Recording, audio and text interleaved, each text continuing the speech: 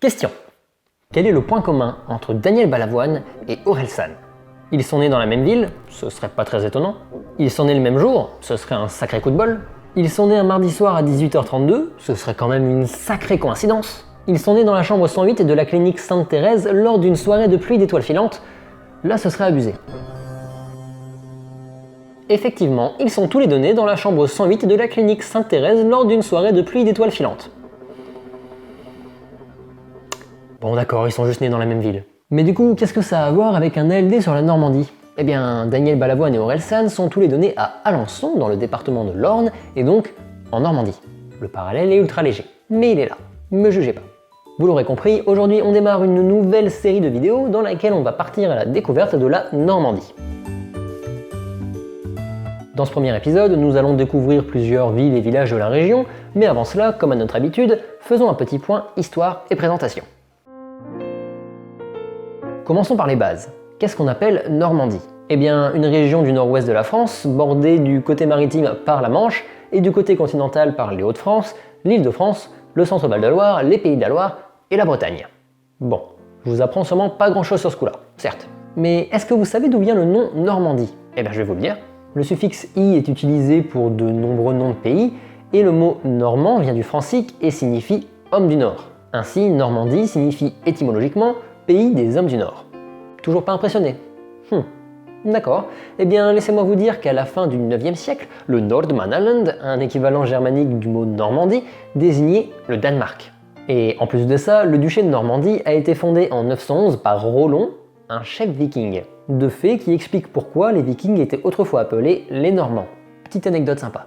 Bien, donc le duché de Normandie, créé par le viking Rollon, a perduré de 911 à 1469. À partir de là, il est divisé en vicomtés, puis il est réorganisé en 3 territoires en 1636. Ensuite, après la Révolution française, la Normandie est organisée en 5 départements. Le Calvados, la Manche, l'Orne, l'Eure et la Seine-Inférieure, qui font tous encore aujourd'hui partie de la région. Oui, même la Seine-Inférieure. C'est juste qu'elle a été renommée en Seine-Maritime en 1955. Aujourd'hui, les 5 départements de la Normandie regroupent environ 3 300 000 habitants, répartis sur un peu moins de 30 000 km², ce qui en fait la 4e plus petite région de France métropolitaine et également la 4e région la moins peuplée. Au moins ça concorde. Comme l'avion. La population de la Normandie est donc plutôt bien répartie, avec aucune commune n'atteignant les 200 000 habitants et seulement 3 qui dépassent les 100 000. Ainsi, on retrouve dans la région, en plus de nombreuses petites villes, une multitude de villages. Et cette transition arrive à point nommé puisqu'on va enchaîner avec une partie sur ce sujet. Si je vous dis ville connue de Normandie, vous pensez à quoi? Le Havre, Rouen, Caen? Ouais, bon, c'est un peu trop grand ça. Si je vous dis ville riche de Normandie, oui, exactement. Située dans le département du Calvados, Deauville compte un peu plus de 4000 habitants. Cependant, ça n'a pas toujours été le cas. En effet, auparavant, Deauville était un village agricole paisible. Puis, le duc de Morny crée une station balnéaire et inaugure un premier hippodrome en 1863. Puis, en 1912, le maire de la ville fait construire un casino et l'hôtel Palace Normandie, qui appartiennent tous les deux au groupe Barrière. L'année suivante, un autre hôtel de luxe ouvre ses portes, le Royal, qui appartient au groupe Barrière, évidemment. En quelques années, Deauville s'est donc transformée en une station balnéaire de luxe, qui connaît un véritable engouement après l'inauguration en 1928 de l'hippodrome de Deauville-Clairefontaine, puis l'ouverture en 1929 de l'hôtel du Golfe, et la création de l'aéroport de la ville en 1931. Dès lors, Deauville bénéficie d'une reconnaissance au niveau national, avant d'obtenir un prestige mondial avec la sortie en 1966 du film Un homme et une femme de Claude Lelouch, qui met la ville à l'honneur. Cette renommée internationale va s'accentuer à partir de 1975 et l'organisation du premier festival du cinéma américain, événement qui est depuis organisé tous les ans et en est à sa 45e édition. Deauville accueille donc chaque année des milliers de touristes dont beaucoup sont parisiens. Une particularité qui vaut à la ville le surnom de 21e arrondissement de Paris. Ainsi, les visiteurs les plus fortunés profitent des luxueux casinos et palaces, tandis que les moins aisés se contentent d'en observer les façades, avant de déambuler sur les 650 mètres des planches, découvrant petit à petit les noms des personnalités du cinéma peints sur les 450 cabines de bain longeant la promenade.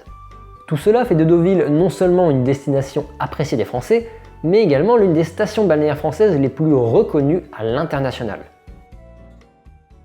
Je vous propose désormais de quitter le luxe et la richesse de Deauville pour nous diriger vers un petit village que vous ne connaissez probablement pas, mais qui mérite tout autant d'attention que la station balnéaire, le Bec et Loing. Composée d'à peine plus de 400 habitants, cette commune est tout simplement l'un des plus beaux villages de France. Depuis l'obtention de ce label en 2006, le Bec et Loing attire de plus en plus de visiteurs, qui viennent admirer les maisons à colombage typiquement normandes, ainsi que le charme bucolique du village. Cependant, la commune n'est pas à l'apogée de sa renommée. En effet, contrairement à Deauville, dont le prestige est assez récent, le Bec et Loing était autrefois un pôle religieux très influent, et ce pendant de nombreuses années. En effet, l'histoire du village remonte à l'an 1035 et la fondation de son abbaye Notre-Dame du Bec par le chevalier Herluin. C'est d'ailleurs de là que le village tient son nom. Le Bec est le ruisseau qui traverse la commune, tandis que Éloing est un dérivé de Herluin, le fondateur du village. Mais bref, revenons à notre abbaye. Celle-ci devient rapidement la pierre angulaire du village, et étend son rayonnement au XIe et XIIe siècle avec la fondation d'écoles. Pour l'anecdote, Alexandre II, pape à partir de 1061, y a étudié. Le rayonnement de l'abbaye continue de se développer jusqu'au XIVe siècle, avant d'être totalement ruiné par la guerre de Cent Ans. En effet, sous la menace des Anglais et par peur des assauts à venir, l'abbé brûle le village. Une mesure somme toute désespérée qui, au passage, n'empêcha pas les Anglais de s'emparer de l'abbaye. En tout cas, suite à ce conflit, il ne reste de l'édifice de l'époque que les fondations. Au XVIIe et XVIIIe siècle, l'abbaye est rebâtie par les Mauristes, qui lui donnent son aspect actuel. Puis, elle est transformée en caserne militaire. Heureusement, celle-ci a repris son statut d'abbaye au XXe siècle, retrouvant ainsi le calme et la tranquillité qui régnaient auparavant. La visite étant ouverte au public, on peut profiter pleinement de cet endroit paisible. Peut-être pour se ressourcer, peut-être pour prendre du recul sur soi-même dans la nouvelle église installée dans l'ancien réfectoire, ou encore peut-être pour admirer la tour Saint-Nicolas, vestige du XVe siècle qui domine l'abbaye de toute sa hauteur, pourtant privée de sa flèche de 15 mètres détruite dans un incendie en 1810. Finalement, l'abbaye Notre-Dame du Bec est à l'image du Bec et Loing, un lieu pittoresque, loin des grandes villes, qui transpire la simplicité et la sobriété, tout en bénéficiant d'un charme témoignant de son prestige passé. Une espèce de voyage dans le temps, plusieurs siècles en arrière. Une parenthèse de tranquillité extrêmement bienvenue à une époque où tout va de plus en plus vite. Et ouais, je suis poète mon pote. Ainsi, nos découvertes de Deauville et du Bec et Loing illustrent bien la dualité urbanisme et ruralité qui caractérise la Normandie. Cependant, ce ne sont que des exemples parmi d'autres, tant la diversité au sein de la région est importante. En partant à la découverte de la Normandie, on peut tout aussi bien se retrouver en pleine campagne, avec des vaches pour seules voisines, tomber nez à nez avec un moulin à eau vieux de plus de 2 siècles et transformé en restaurant, ou encore se faire surprendre par un ancien moulin à blé tenant en équilibre sur les piliers d'un pont depuis plus de 400 ans. Avec de tels lieux, il y a toujours de nouvelles choses à voir, à tel point qu'il nous faut constamment garder les yeux ouverts afin d'admirer ce qui s'offre à nous.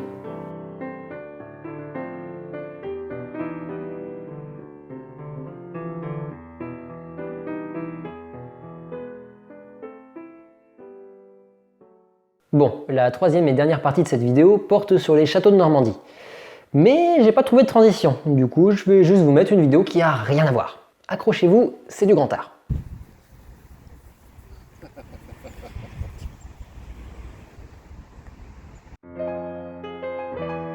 Pour le premier château, nous allons retourner sur un lieu que nous avons déjà visité, le Vieux Moulin de Vernon. En effet, juste à côté de celui-ci se trouve le Château des Tourelles, un nom qui nous semble assez logique en observant l'édifice. Il s'agit d'une petite forteresse construite du XIIIe au XVIIIe siècle qui était destinée à protéger l'entrée du pont médiéval, là où se trouve le Vieux Moulin. D'ailleurs, la proximité du château et du moulin était une aubaine. En effet, à partir de 1765, le blé était moulu par les meuniers du pont, puis il était transformé en farine dans la minoterie du château. Cette minoterie a joué un rôle important lors de la Révolution française, puisqu'elle a servi de source de nourriture aux habitants de la ville affamés.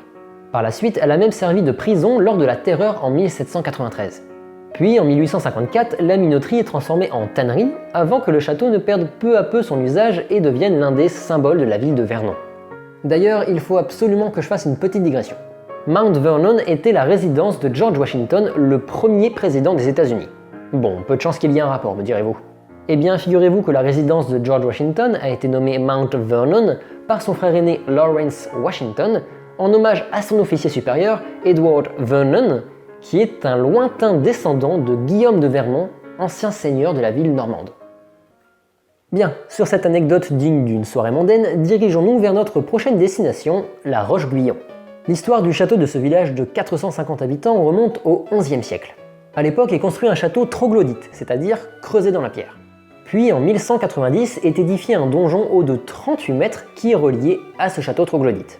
Par la suite, un manoir a été bâti au XIIIe siècle et agrandi jusqu'au XVIe, faisant progressivement disparaître l'ancien château. Ce manoir est encore visible aujourd'hui, tout comme le donjon, vieux de 829 ans, mais toujours vivant, toujours debout, rassurez-vous. En tout cas, le château de la Roche-Guyon n'est clairement pas un château parmi tant d'autres. En effet, il a été la résidence de François Ier et de Henri IV, tous deux rois de France, puis il a été fréquenté par de nombreux grands esprits du siècle des Lumières, comme Turgot, Condorcet ou encore d'Alembert. Mais finalement, l'élément qui fait la renommée de ce château, c'est son potager. Créé en 1741, il s'agit en fait de l'association d'un jardin de légumes et d'un jardin fruitier sur une surface de 3 hectares. C'est pas le petit potager de campagne quoi.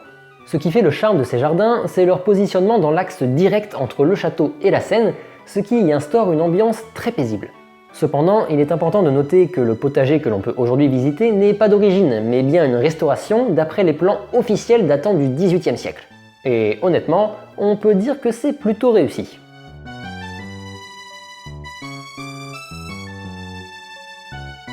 Pour terminer cette vidéo, rendons-nous dans la commune d'Harcourt, forte de 1000 habitants, pour y découvrir l'un des châteaux les mieux conservés de Normandie.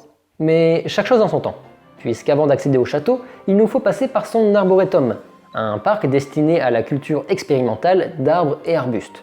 D'une superficie de 12 hectares, il est l'un des arboretums les plus riches de France. En effet, celui-ci contient 2900 arbres de 400 espèces différentes, avec certains spécimens âgés de 200 ans et hauts de 40 mètres. Un décor agréable pour les visiteurs. Et pour les résidents, qui profitent de ce parc naturel et de ses quelques hôtels. Tout cela nous fait presque oublier l'objet initial de notre visite, d'autant plus qu'en haute saison, un parcours d'été y est installé. Au programme, chemin fait d'écorce, puzzle géant, et surtout tyrolienne. Regardez-moi ça, un vrai enfant. Après s'être amusé et en reprenant notre parcours, on arrive finalement face au château d'Harcourt. Édifié au XIIe siècle, il a longtemps été la propriété de la famille Harcourt, qui a donné son nom au village et au domaine. Comme beaucoup d'autres châteaux français à l'époque, il passe aux mains des Anglais lors de la guerre de Cent Ans. Puis il repasse aux mains de plusieurs familles françaises avant d'être légué à l'Académie royale d'agriculture en 1827. Aujourd'hui, et depuis le 1er janvier 2000, le domaine est la propriété du département de l'Eure. À l'époque médiévale, le château d'Harcourt était, en plus d'une résidence familiale, une forteresse défensive. L'accès à l'édifice était alors restreint et s'effectuait par le châtelet. Celui-ci était équipé de systèmes de défense appelés archères qui offraient un angle de tir à l'arc ou à l'arbalète. Une fois le châtelet passé, un grand fossé séparait encore les visiteurs du château. Pour atteindre la herse, il leur fallait alors emprunter le pont de bois, menacé par la présence d'autres archères. Bon, ça peut paraître impressionnant comme ça, mais en fait, un inventaire datant de 1210 indique que l'armement du château était constitué de 12 arbalètes, 13 casques, 10 haubers ou côtes de mailles, 10 boucliers et 5 épées. En gros, on était plus sur la caserne de gendarmerie de Milly-la-Forêt que sur l'armée du Mordor. Mais enfin bon, ce n'est clairement qu'un détail comparé à l'impressionnante structure du château d'Harcourt qui domine le parc de tout son volume. Un monument, un mastodonte, un véritable morceau d'histoire. Une vision hypnotisante qui a largement de quoi nous faire tourner la tête.